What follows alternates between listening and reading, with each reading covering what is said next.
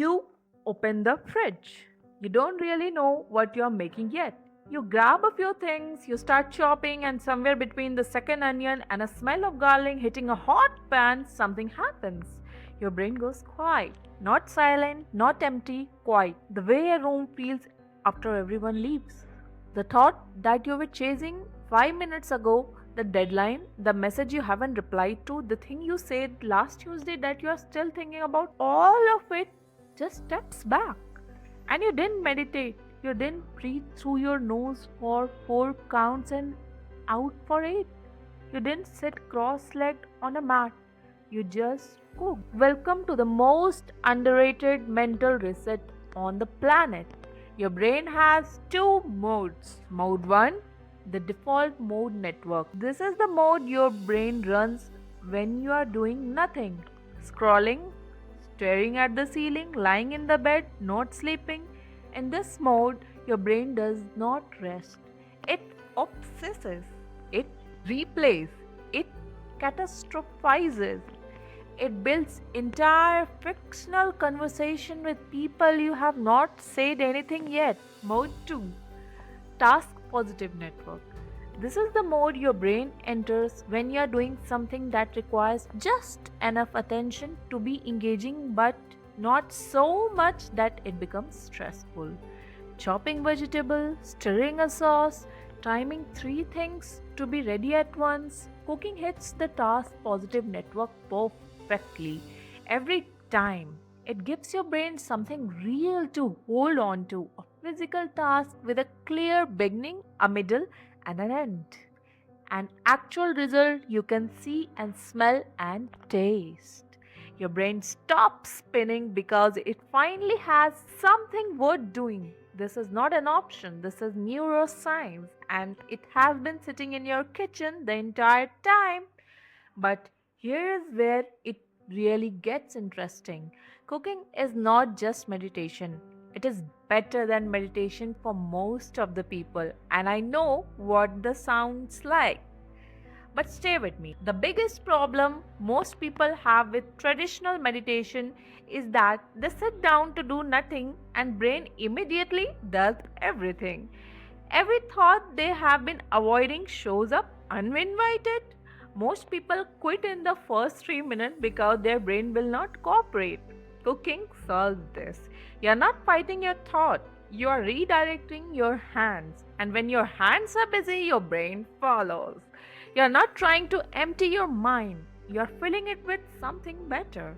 The sizzle of oil, the weight of knife, the smell of cumin hitting the heat. These sensory inputs are not distraction, they are anchors. They pull you into the present moment more effectively than any app or breathing exercise because they are real and immediate and entirely yours. And there is something else cooking gives you that almost nothing else does, a result you made with your hands. Think about your average day. How much of what you do has a visible result at end? You send email, you attend meeting, you scroll through content, you respond to things, and at end of the day, you look back and work of the day is invisible. You cannot hold it. You cannot point at it. You cannot taste it. Then you cook a meal. 1 hour, a beginning and an end. And there it is, on the plate, on the table, steaming and real. Something that did not exist before you started. Something you made with your actual hands. That feeling, and I want you to really sit with this. That feeling is one of the most fundamental satisfaction there is. We are builders by nature, we are makers. And modern life has stripped most of that away. Cooking gives it back. Every single meal is a small act of creation, and you have been treating it like a chore. Next time you cook, and I mean the very next time, I want you to make one change. Put the phone down, not in your pocket, down, face down on the counter or in another room entirely. No podcast, no YouTube in the background, no music even. at least for the first 5 minutes. Just you and the kitchen. I know that sounds uncomfortable. That is exactly the point. The discomfort you feel when the sound goes off is the same discomfort you feel at the beginning of meditation. Your brain wants input, it wants stimulation, it wants to be anywhere but here. But here is what happens if you stay with. Within 3 minutes, you will start noticing things you never notice. The sounds of boiling water, the exact moment garlic turns from raw into golden, the way a knife feels when it is moving correctly, the smell of something changing from one thing to another. You will be present fully without trying and you will feel it.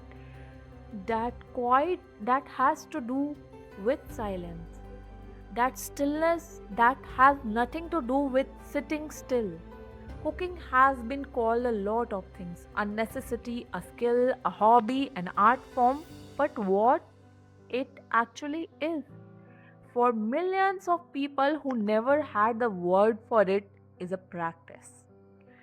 A daily practice of presence, of creation, of doing something real with your hands in a world that has made almost everything virtual. The monks have their temples, the yogis have their mats, you have a kitchen, and the only thing standing between you and your mental clarity you have been searching for in every app, every podcast, every weekend treat is a pan, some heat, and a decision to actually show up for it.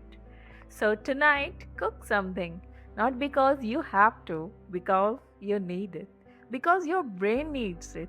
Because the version of you that exists on the other side of a real home cooked meal, made with presence, made with your hands, made without your phone.